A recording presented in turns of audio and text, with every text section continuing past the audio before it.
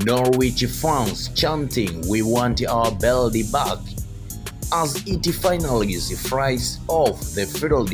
We are back to 11 versus 11 at Carrow Road. The BIRD is presence coincided with Norwich's best spell of the game.